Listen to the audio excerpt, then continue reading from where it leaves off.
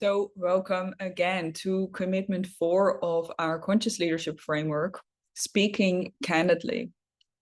This commitment has to do with self-honesty, self-awareness, truthfulness, and sometimes self-deceit or self-perception and distortions in our self-perception. Now, again, as always, we can commit to a commitment below the line or above the line. The commitment above the line, which has to do with conscious awareness, self-leadership, is I commit to saying what is true for me, and I commit to being a person to whom others can express themselves with candor, so with honesty, truth, and revealership, self-revealership, which has to do with trust. Yeah, how trustworthy am I? Now, the commitment below the line is I commit to withholding my truth, my facts or feelings, things I experience, feelings, sensation in the body, things that I imagine, and I commit to speaking in a way that allows me to trying to manipulate an outcome or situation. I commit to not listening to the other person. Yeah. Now, research has shown that 97% commits to outright lying, particularly in the workplace. And then also in intimate relationships and in other relationships in our life. 97% admits that they commit to outright lying. Now, this is actually, when we look at this data, it's actually, it's quite sad. And also it shows us a lot of possibility. So there's two choices that we found that people can make in relationship.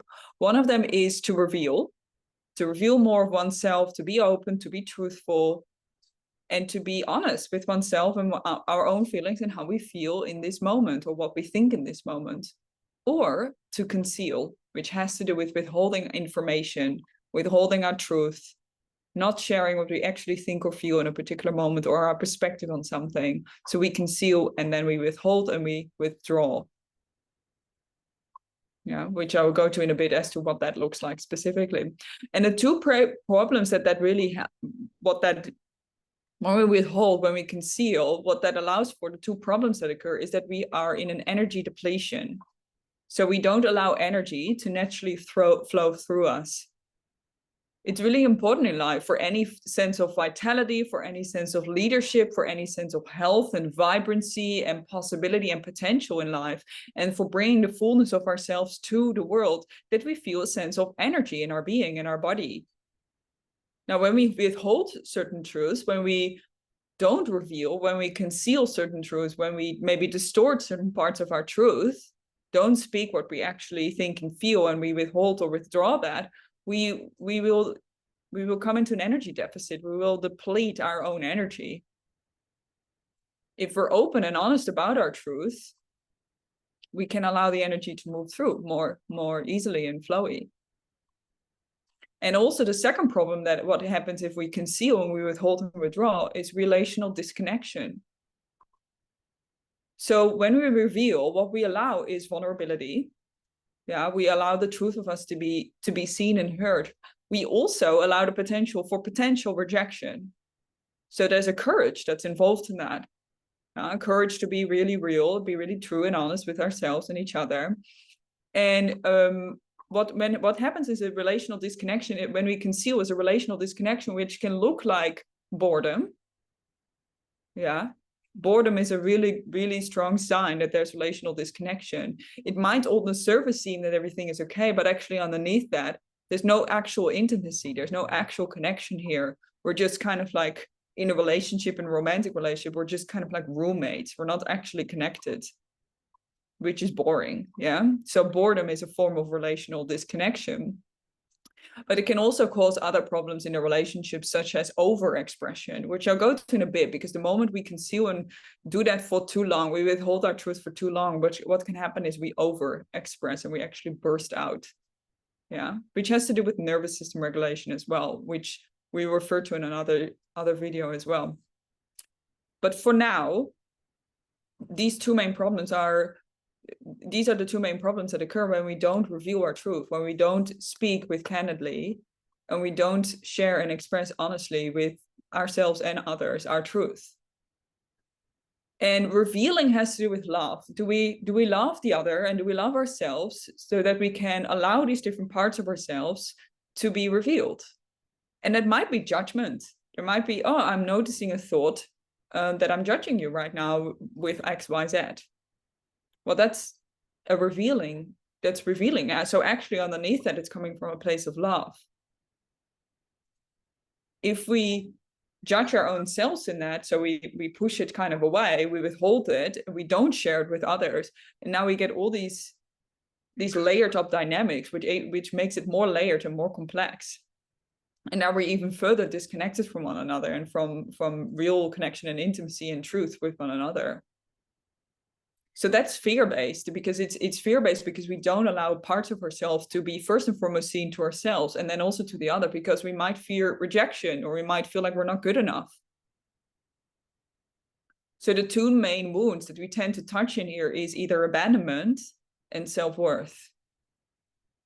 The fear to be abandoned, or the fear to not be worthy, not good enough. Which happens for all of us on some level, and definitely is reflected in workplace dynamics and also in intimate relationships. Because any issues in workplace dynamics or intimate relationships or any other areas of life often come back to early childhood. It's just concealed in a different way, or it just expresses in this different way. So we can choose, and it's a choice to reveal or to conceal. So to reveal is to be loving, to be open, to love all the different parts of ourselves, or to conceal is to be fearful and to withhold and withdraw. And so really the question for you to inquire into here, which is really which opens up the possibility for this love, is how do I speak my truth from love? Because there could be a thought or perception that when I speak my truth, it's not loving. Truth might not always be pleasant. It might not necessarily what we want to hear, but what we want to hear is different from what is actually loving. There's a difference in that.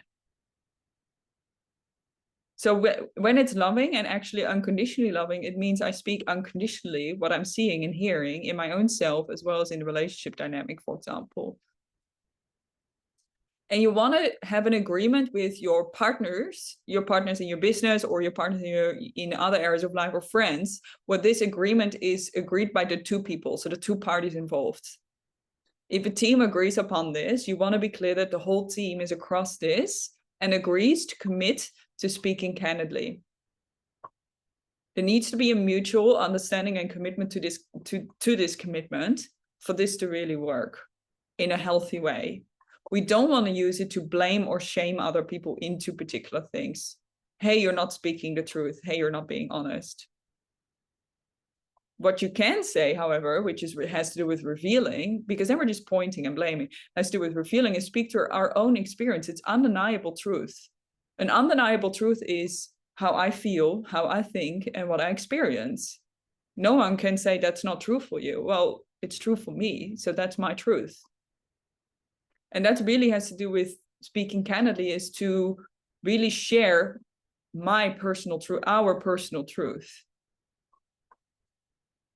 Because you can have 10 people in the same situation, in exactly the same situation, that all hold different truths. So really the most chance for real connection is to share our personal truth. It doesn't matter really what the facts are. It matters what is my truth, or my response to that, or my perspective to that. And the way you do that is by owning in your language, owning your truth. My perception of this is X, Y, Z. The feelings that arise in my body are X, Y, Z. The thoughts that I notice in mind that arise in response to this conversation or this situation are X, Y, Z. So you're really clearly owning and speaking to your experience of the situation or the context that you're in.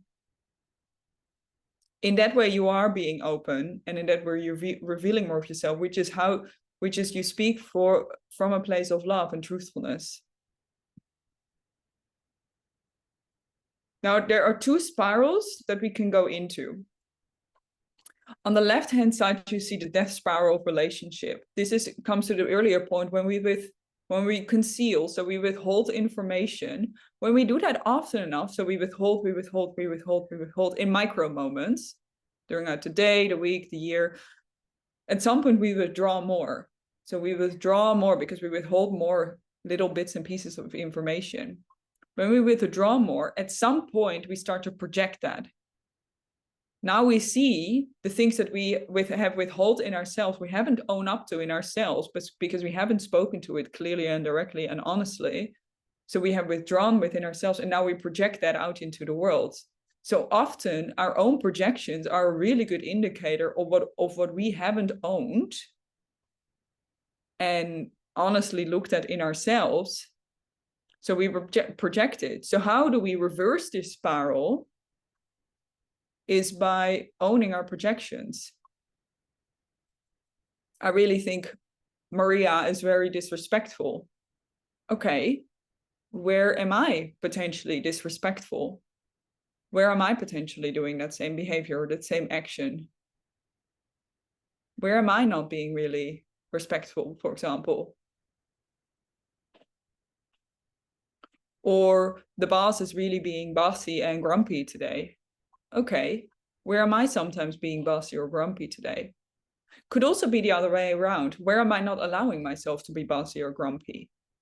So it can be both ends. It can be either I am doing that myself, or I'm not allowing myself because it seemed to be bad to be doing that. So I'm not allowing myself to do it. So this has to do with shadow integration, which we will go into more as well. But owning our projections, when we own our projections, we reveal them to ourselves, which is really the first steps. We want to be self-revealing. Yeah. When we reveal the truth to ourselves, we can now share it with the world. And then we go into that second spiral naturally already. So we own, we reveal, and now we're in connection again. And so now we are in a spiral of deepening our connection with both ourselves and the people around us, as well as in the business environment and work environment. So we can, this is constantly going on. Yeah, I'm not showing you anything that doesn't already exist in reality. It's just to what degree are you aware of this happening? And to what degree are you able to shift the dynamic? It's okay to sometimes withhold and to feel that. Can you own it sooner maybe than what you maybe have done before? And now you're in owning, then you're immediately in revealing and you share that, and now you're in connection again. So this is a very dynamic dance between these two spirals, and they might overlap sometimes. And at some point, we want to be practiced enough to be really more in this deepening spiral on the right-hand side, and to be more of the time in that place. That will be beautiful, because then we're more in truth with ourselves, we're more in connection with others, and we're able to speak our truth more clearly, more directly. We're also able to speak and hear other people's truth more clearly and directly, which will lead to improved work environment, and which will also lead to success in the business. Success in the business also has to do with how much data and information are we willing and able to see, which has to do with how much truth are we able to see and hold. If I'm withholding and denying and shadowing and projecting a lot of stuff, I'm not actually seeing the situation clearly anymore. I've got all sorts of biases and blind spots and all sorts of things in the way. And the real clear way to undo these biases and blind spots is to be really self-reflective and honest with ourselves. And so there are three really important areas that are important when we go into this self-reflection, if you will, and also how that then ripples out into the world. So there is truthfulness, there is openness, and there's self-awareness, which are the three parts that we want to be aware of as we explore this. Truthfulness has to do with the accuracy of our reveal. How accurate is the revealing about myself? Openness has to do with how much we reveal. How much of this situation do I reveal? How much of this internal thought process, feeling, how much of it do I reveal? Which has to do with openness. You can almost see it in my body language. Just how much do I reveal? And then awareness has to do with how self-aware am I in my reveal? We can be really open, how much in terms of how much I reveal, but it doesn't necessarily have to be accurate of the truth, because maybe I'm in some way deceiving myself or not clearly seeing the situation. So the accuracy of my reveal might be slightly off, but I'm very open about it. And how self-aware am I has to do with how much awareness do I have of the situation and myself in the context, and how many different bits and pieces of data can I collect and see in my worldview to really hold a broader perspective of awareness. But just because I'm really aware doesn't mean I'm open or truthful about it.